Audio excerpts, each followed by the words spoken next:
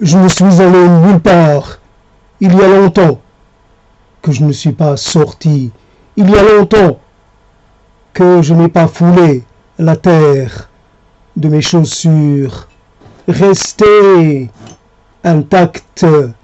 J'ai vu mes chaussures vieillir, se décomposer. Là, à côté de moi, moi qui me décompose, sûrement, immanquablement, je me déconstruis, je m'effondre, je ne fais plus, je suis un corps qui se désarticule, qui se déhomogénise.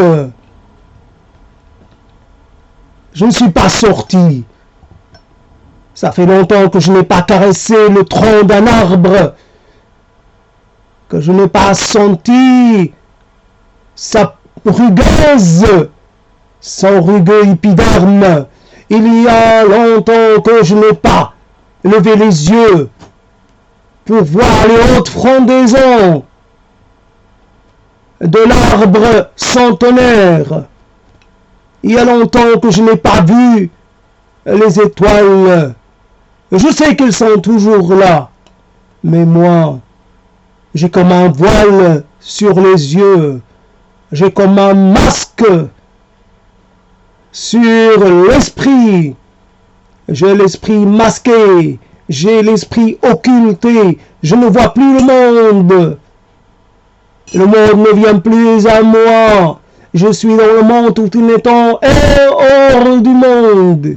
Il y a longtemps, j'ai fait vœu de retraite sans le savoir. Je me suis arrêté de vivre comme ça du jour au lendemain. On m'a enterré vivant, je me suis enterré vivant, j'ai encore de la chair, du sang, j'ai encore de la voix, et pourtant je suis mort. Quelle mort c'est cela? Il y a longtemps que je ne t'ai pas vu, je ne sais plus à quoi tu ressembles, d'ailleurs moi-même, je ne sais plus à quoi je ressemble. Est-ce moi, est-ce un autre, est-ce un étranger qui a pris ma place, qui s'est installé dans mon corps? Est-ce moi, est-ce un autre, un double maudit, un double qui s'est approprié mon esprit, qui s'est approprié ma vie. Il y a longtemps que je n'ai pas dit bonjour, un simple bonjour. Voyez-vous, ça devient rare par le temps qui court. Un bonjour, c'est comme une infraction, une effraction dans le domaine réservé de quelqu'un. S'il te plaît, garde tes distances, ne t'approche pas, ne franchis pas ce point, ne franchis pas cette limite. Tu la vois autour de moi. Il y a comme un écriteau interdit d'approcher, interdit de toucher, interdit de parler, interdit de dire bonjour, interdit de tenter quoi que ce soit. Ne me séduis pas, j'ai horreur de séducteurs. Dans ton genre, ne me parle pas, ta voix est pour moi une source de souffrance. Tu m'indisposes rien que de te voir. Je suis déjà mal au point, éloigne-toi, garde tes bonjours pour quelqu'un d'autre, ou garde-les pour toi. Dis-toi bonjour chaque fois que tu as besoin de l'entendre. Dis-toi bonjour, bonsoir, bonne nuit, bonne vie, bonne mort. Meurs alors. Toi qui n'attends plus rien de la vie, meurs alors. Qu'est-ce que t'attends? Précipite-la. Fais-la venir la mort. Invite-la, ou alors ruse avec elle, fais tout, lui, parle-lui, dis-lui que tu vas bien l'accueillir, la mort, tu vas lui préparer un très bel accueil, tu vas mettre des fleurs, tu vas mettre de la musique, tu vas mettre des guirlandes, tu vas lui faire présenter une belle table, que la mort se régale d'abord des mets que tu vas lui proposer avant que de se saisir de toi. Toi, t'es rien, t'es juste un petit amuse-gueule, amuse-mort. Bah, t'es pas assez consistant. La mort, elle a besoin de gens constants, besoin de gens forts, de gens encore bons, en état de marche. Voilà le défi. Voilà de quoi se nourrit la mort, mais pas des gens qui sont déjà à moitié décomposés. Il y a longtemps que je ne me suis pas entendu dire le mot,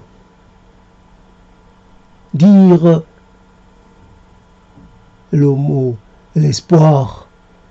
Faut-il encore parler d'espoir, se nourrir d'espoir, se nourrir d'illusions? Faut-il entretenir le désir? Faut-il se déclarer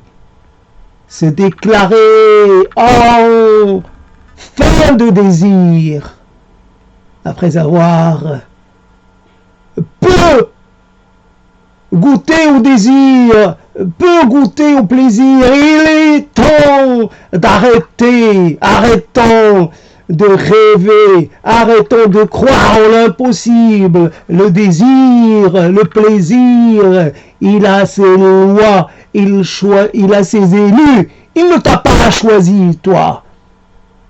Tu comprends ou tu ne comprends pas? Tu n'es pas fait pour le plaisir. Personne ne t'aime. Personne ne t'aime alors. Et alors, c'est ton destin. C'est ton destin d'être là, solitaire, à demeure, reclus, oublié. Voilà, tu ne sers plus à rien. D'ailleurs, tu es juste un élément. En plus, nous n'avons pas besoin de toi. Il y a longtemps que je n'ai pas pensé à certaines choses, que je n'ai pas versé de larmes sur ce que j'ai perdu, ceux qui m'ont quitté, alors que j'en avais besoin, vraiment besoin, ils m'ont quitté. Je ne sais pas pourquoi, je n'ai toujours pas de réponse. Était-ce une épreuve qui m'était envoyée pour m'éprouver? Encore une épreuve? Et Dieu, faites cesser cela. Arrêtez. J'ai assez donné. J'ai été éprouvé dans mon corps, dans mon âme, au-delà de toute expression, au-delà de toute description. Et il faut que ça s'arrête. Il y a longtemps que je ne me suis pas adressé à Dieu, parce que il me semble qu'il n'est pas là. Il me semble qu'il est toujours absent. Il me semble qu'il a peut-être déserté sa fonction. Comment faire sans Dieu? Comment faire sans espoir? Comment faire sans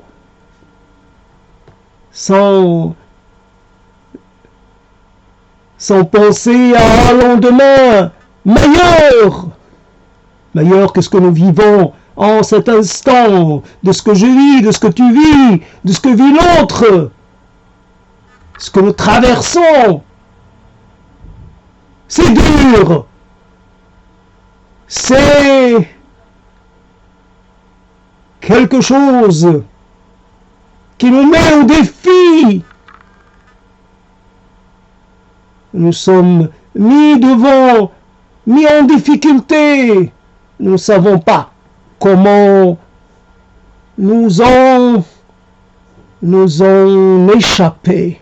Pris au piège de nos corps, pris au piège de nos illusions, pris au piège de nos sentiments de toute puissance, confrontés au réel triomphant, au réel, j'allais dire objectif, le réel qui s'en fout de moi, qui s'en fout de toi, qui ne te considère comme une quantité négligeable,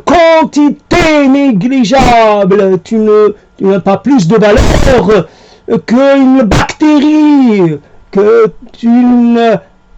qu'un moustique, est juste bon à servir de source à un moustique assoiffé. Il y a longtemps que je n'ai pas donné de moi à un moustique. Cela me manque. Voyez-vous comment les choses s'inversent. J'étais dans un monde où il y avait des moustiques dont il fallait se méfier. C'est un monde quelque part aseptisé. Il n'y a même plus de moustiques, il n'y a plus de mouches, il n'y a plus la vie telle que on pouvait la connaître. Cette vie manque de tout. Il n'y a plus d'humain, il n'y a plus personne, il n'y a plus personne à l'écoute, plus personne prêt à répondre. Il n'y a plus personne, il n'y a plus de Dieu, il n'y a plus de salut, il n'y a plus rien, il n'y a plus de promesses, il n'y a plus d'ailleurs, il n'y a plus de vie. Il n'y a plus de vie après. Il n'y a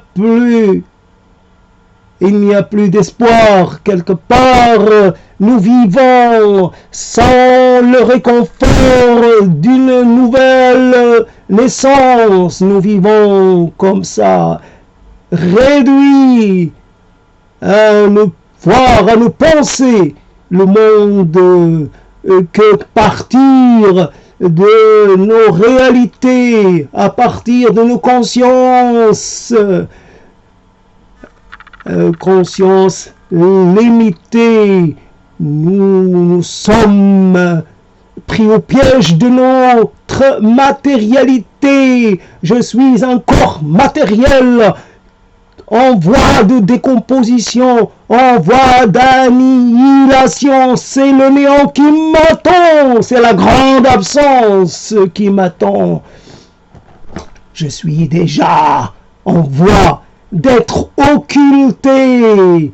Cela me semble effarant, cela me fait peur, cela me tétanise.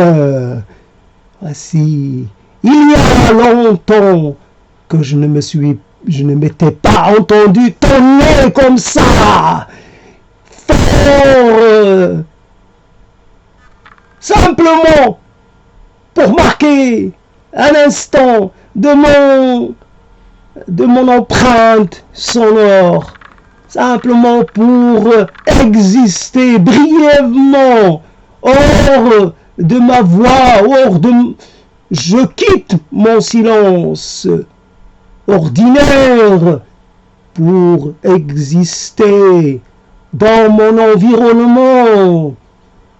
Oui, je parle fort. Personne ne m'entend, ça c'est sûr. Tout le Tout le monde est devenu sourd à ce que je peux dire, à ce que je peux crier. Il n'y a que moi. Mon écho me revient.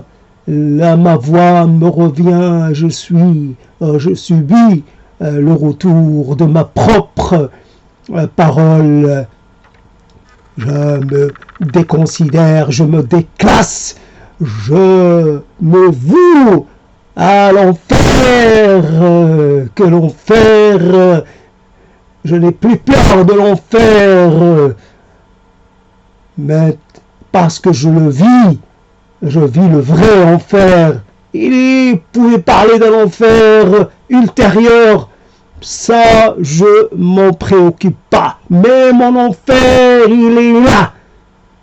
Il est là tous les instants. Je me vois dépossédé de mon temps, dépossédé de ma pensée, de mon espoir, de mes rêves, de mes illusions, et je ne peux rien faire, je ne peux pas mettre fin à cela.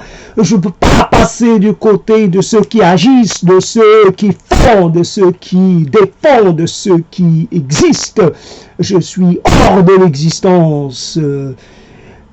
J'en ai la preuve, j'en ai des millions de preuves. J'amasse tout cela, j'entasse. Je me rappelle d'une telle. Je me rappelle, ils m'ont trahi, ils m'ont abandonné. Ils ont,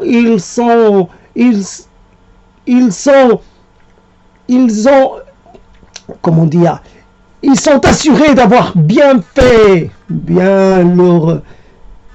C'est comme ça. Vous faites bien de m'ignorer. Vous faites bien de me considérer comme enterré. Voici. Donc, quelque part, j'ai pris un peu quelques mots. Michou, qui parle un peu comme ça, qui tonne un peu.